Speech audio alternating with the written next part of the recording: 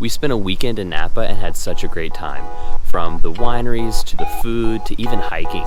Make sure you stick around for the full video so you can see it all.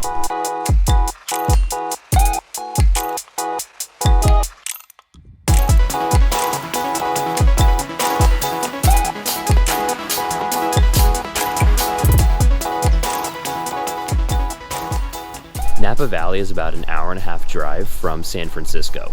So if you're coming that way, make sure you drive over the Golden Gate Bridge, and I would even recommend stopping in Muir Woods National Park to check out the redwood trees. We did that on our way, and if you want to check that video, I'll put that up here, and you can see the link in the description.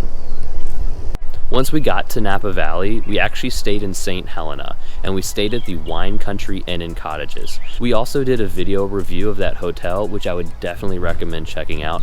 It was so beautiful. You can see some of the clips here. That's where we started our day with breakfast, and then we went on to our activities throughout the day in Napa. As you may know, Napa is known for its wine. There are more than 400 wineries in Napa Valley alone. Picking one for a tour can be a little overwhelming, but we landed on Cakebread Cellars. We really enjoyed that tour. It was very educational. We got to see the whole process of winemaking, walk around their property, see their cellars and their aging process, and we also got to do a tasting in a private room, which is really cool. We also really enjoyed our wine tasting at Frog's Leap. We took a brief tour of their production facility and vineyard, which was followed by a guided wine tasting overlooking their property. They included some cheese and snacks, which is a great touch to this tasting.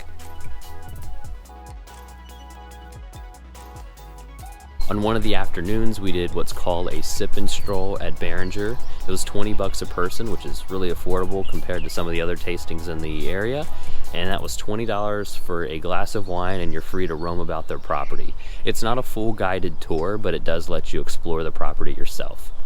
If you're enjoying this video, be sure to subscribe to our channel and also hit like. That'll help boost this video to more people like you so that they can also watch it. A great lunch spot, which I would recommend, is called Oakville Grocery. It's one of the oldest standing grocery stores in the country, and I believe it's the oldest standing grocery store in all of California. But they have a little market where you can grab a sandwich, coffee, and pick up some wine there as well. They also have another building that has wine tastings, and that's a really cool place as well. Another great lunch spot is Gott's Roadside. They have burgers, fries, shakes, and it's in a really casual outdoor setting. The farmstead at Long Meadow Ranch Vineyards is also a cool place to check out. They have a restaurant, they also have a little cafe, and you can walk around their garden as well as their vineyard. Napa also has some really great spots for dinner. We ate dinner at Acacia House, Harvest Table, and Charter Oak. We really enjoyed all three of these and would recommend them all. If I did have to pick one that was our favorite, I probably would say Charter Oak. They had a really cool setup with an open fire in the middle, which is where they cooked all of their meats on. It was really a cool experience.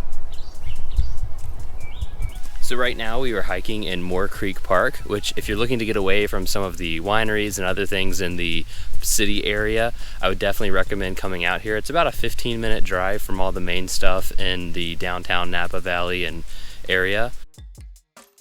It's not crowded at all. It's really beautiful. Parking's pretty easy, and there's tons of really great views to take in.